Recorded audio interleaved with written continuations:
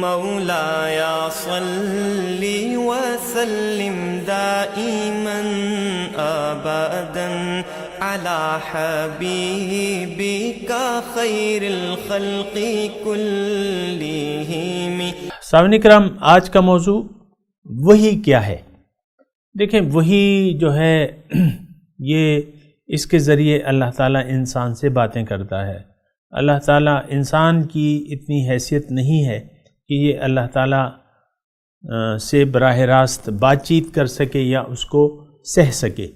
تو اللہ تعالیٰ کی ذات چونکہ براء البراء ہے، ہم یعنی ہمارے قریب ہے لیکن ہم اس سے دور ہیں، تو اللہ تعالیٰ نے وحی کے ذریعے انسان سے باتیں کی ہیں اور وحی کے ذریعے انسان کو تعلیم دی ہے۔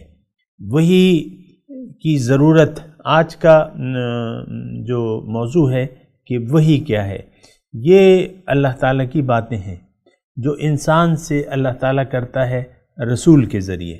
رسول کو وحی بھجواتا ہے اور وحی کے ذریعے انسان کو مخاطب کر کے اس سے بات چیت کرتا ہے۔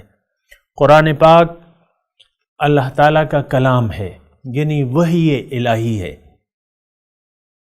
قرآن کیا ہے؟ یہ ہدایات زندگی ہیں جو اللہ تعالیٰ نے انسان کو دی ہیں، اور اس قرآن کے ذریعے، اس وحی کے ذریعے اللہ تعالیٰ انسان سے مخاطب ہوتا ہے۔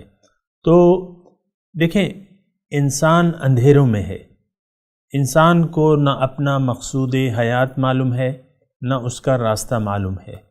وحی ہماری اس ضرورت کو پورا کرتی ہے، یعنی اللہ تعالیٰ نے وحی کے ذریعے انسان سے باتیں کی ہیں، اس کو اس کا مقصد حیات بھی بتایا ہے اور اس کو اس کا راستہ بھی بتایا ہے، یعنی وہ طریقہ بھی بتایا ہے جس کے ذریعے انسان اپنے مقصود حیات تک پہنچ جائے اور اپنی معراج تک یہ پہنچ جائے۔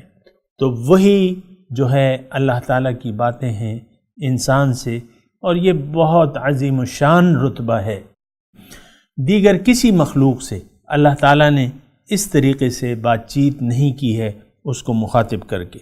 ہر مخلوق کو اللہ تعالیٰ نے وحی کی ہے، لیکن وہ وحی جو ہے اس کا انداز دوسرا ہے۔ وہ تو یعنی ہدایت خداوندی ہے جو ہر مخلوق میں قدرتاً فیڈ کی بھی ہے۔ جیسے کہ بچہ پیدا ہوتا ہے تو انسان کا ہو یا ممالیہ جو جانور ہیں، ان کو معلوم ہوتا ہے کہ ہم نے کیا کرنا ہے۔ دودھ اپنے اس کو یعنی وہ طریقہ کار، یعنی اس کی ضرورت اور ضرورت کو حاصل کرنے کا طریقہ اللہ تعالیٰ نے قدرتاً بتا دیا ہے۔ آپ دیکھیں، جو بھی ممالیاں ہیں تو وہ ڈھونڈتے ہیں، اپنے ماں کے تھنوں کو ڈھونڈتے ہیں اور اس سے دودھ کھینچنے لگتے ہیں۔ اسی طرح بچہ جو ہے، انسان کا بچہ جو ہے، وہ معلوم ہے، اس کو معلوم ہے کہ مجھے غذا کی ضرورت ہے، اس کو معلوم ہے کہ یہ غذا میں نے کہاں سے حاصل کرنی ہے اور کس طریقے سے میں نے حاصل کرنی ہے۔ تو وہ تو ایک الگ طریقہ ہے، لیکن یہ وحی الہی جو ہے بڑی خاص چیز ہے۔ یہ اللہ تعالیٰ کی باتیں ہیں جو اللہ تعالیٰ نے براہ راست انسان سے کی ہیں۔ یہ ٹھیک ہے، ایک مقبول خدا پہ وہ وحی آتی ہے اور ایسا ہی ہونا چاہیے، کیونکہ ہم وحی الہی کو برداشت کرنے کے قابل نہیں ہیں۔ بہرحال آج کا موضوع یہ ہے کہ وحی کیا ہے۔ یہ اللہ تعالیٰ کی بات چیت ہے۔ انسان کو وحی کی ضرورت تھی۔ انسان کو معلوم نہیں تھا کہ اس کی منزل کیا ہے، اس کا راستہ کیا ہے۔ وحی کے ذریعے اللہ تعالیٰ نے انسان کو اس کی کامیابی کا راستہ بھی بتایا ہے اور طریقہ کار بھی بتایا ہے۔ رسول صلی اللہ علیہ وسلم نے وحی کے تقاضوں پر عمل کر کے، یعنی وحی کے مطابق زندگی گزار کے ہمارے سامنے جو اسوہ حسنہ ہمارے لیے اسوہ حسنہ کے ذریعے، اپنے اسوہ حسنہ کے ذریعے ہمیں وہ راستہ اور طریقہ بتا دیا ہے کہ ہم وحی کے تقاضوں پر بخیر و خوبی عمل کر کے اپنی منزل تک پہنچ سکتے ہیں۔ وآخر دعوانا ان الحمد للہ رب العالمین۔